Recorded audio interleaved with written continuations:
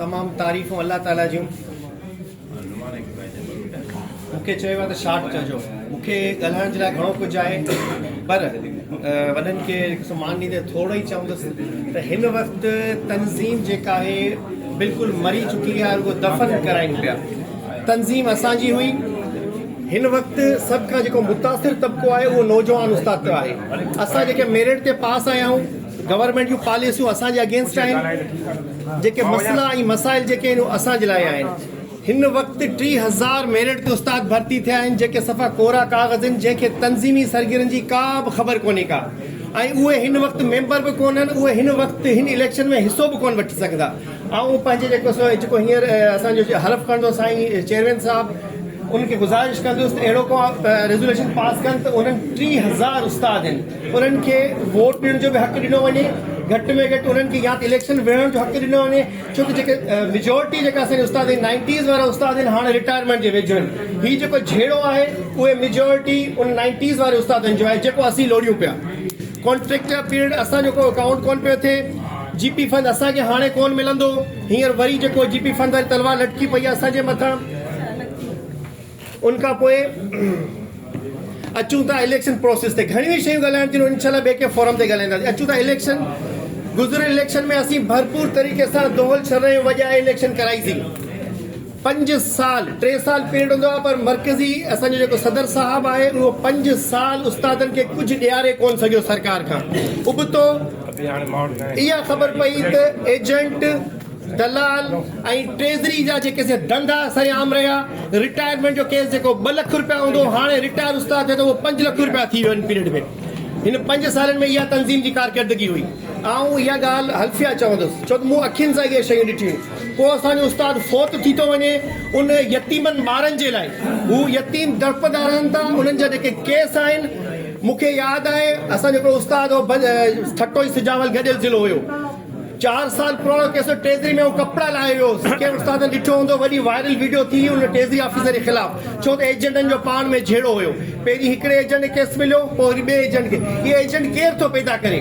इहे एजेंट इहे था पैदा कनि जेके ही इलेक्शन कराइण कोन था ॾियनि, छो त हू सीटनि सां चिपड़ियल इनजे करे त हुननि खे सेक्रेटेरिएट में पंहिंजा बिल पास कराइणा आहिनि, हुननि जा फाइनेंस में बिल आहिनि, कूड़ा मेडिकल जा बिल हुते वञनि था, कूड़ियूं आईडियूं हुननि खे खोलाइणियूं।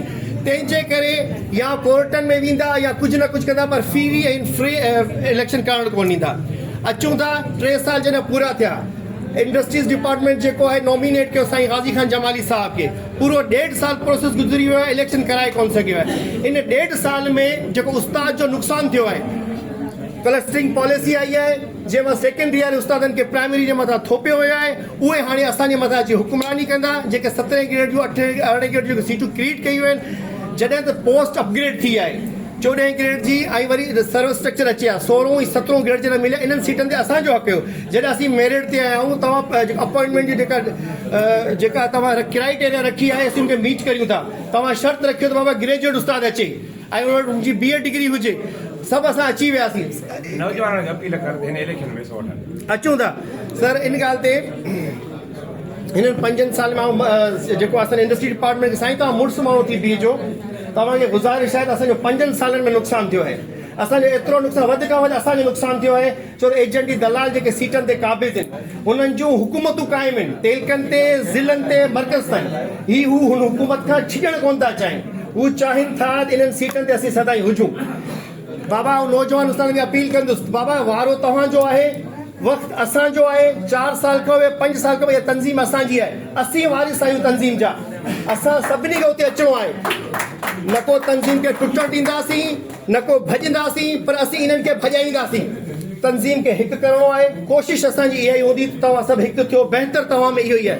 पर कोर्ट जे हुकुमनि खे ॾिसूं था, जंहिं वटि असांजी हीअ तनज़ीम रजिस्टर आहे, उन इदारे जे जेके हू फॉलो कानून ऐं लॉ खे हू फॉलो कोन था कनि, पंहिंजी मनमानी कनि था। इट मीन त हुननि जे पोयां उहे माफ़ियाऊं वेठल आहिनि, जिन्हनि माफ़ियाउनि खे हू कमाए ॾिनी थियूं, हू उन्हनि जे पोयां। सर हाणे हिन अॼोकी हलो वरदारी तरीक़ा पोयां यकीन सां चवां थो, असांजे जेको इंडस्ट्री डिपार्टमेंट जो ऑफिसर साहिबु आहे, इन जे मथां बि प्रेशर अची किरंदा। कि सियासी माण्हुनि जा प्रेशर हूंदा कि किथां प्रेशर हूंदा, पर आउं वरी बि अगेन साईं मेमण साहब खे गुज़ारिश कंदो, मेमण साहब मुड़ुस माण्हू थी बीजो, सॉरी मरी साहब पहिरीं छा हुयो जेको मेमण साहब लास्ट टाइम साईं माज़र साहब साईं हिते काफ़ी शयूं हुयूं, पर हाणे आउं थोरो वक़्तु आहे जे करे आउं अपील इहा ई कंदुसि, बाबा मुड़ुस थी वियो नौजवान उस्तादो, ऐं जेको हिननि खे भॼाइणो आहे, हिननि खे डुकाइणो आहे, जिन्हनि तव्हां सां ज़ुल्म कया आहिनि, जिन्हनि तव्हांजे मथां जेको सो ही पालेसूं आणे करे तव्हांखे बिल्कुलु साइड ते कयो आहे। ऐं बदकिस्मती इहा आहे त नौजवान उस्ताद खे हिन आइन जे अंदरि हिकिड़ी ॻाल्हि चवंदुसि एटलीस्ट आउं, हिन मुक़दस आइन में जिते फ़ैसिला उस्तादनि जा थींदा आहिनि, 3 ज़िला आहिनि, 5 डिवीज़नूं आहिनि, घणे नौजवान उस्तादनि खे तव्हां हिन आइन में हिते हिसो था ॾियो ॻाल्हाइण जे लाइ, उहे हिते अचनि ऐं जेका मर्कज़ी सदर साहिबान आहिनि उन्हनि सां पुछनि त साईं तव्हां हीअ ग़लति कमु पिया कयो, छो त जेके कुझु अहिड़ियूं शयूं जेके तव्हां एक्स जनरेशन आहियो, ठीकु आहे, हीउ जदीद दौरु आहे, सोशल मीडिया जो दौरु आहे, जेके पालेसूं थियनि पियूं शायदि नौजवान उस्ताद आहे वधीक फोकस नज़र रखे वेठो आहे, छो त असांजो सीनियर जेको उहिदेदार आहे उनजी हिकिड़ी मखसूस जेको सोच आहे उहो मखसूस लिमिटेड आहे। त आउं जेको नौजवान उस्ताद खे गुज़ारिश कंदुसि, बाबा हिन ऐवान जे अंदरि वेहणु अव्हांजो फ़र्ज़ु आहे, तव्हां कोशिशि करे हिन ऐवान में अचो, हिते अचण खां पोइ जेके रेज़ोल्यूशन पास थियनि, जेके कानून पास थियनि, पंहिंजे हक़ में करायो त सरकार सां पोइ असीं विड़ी सघूं ऐं ॻाल्हाए सघूं। Thank U.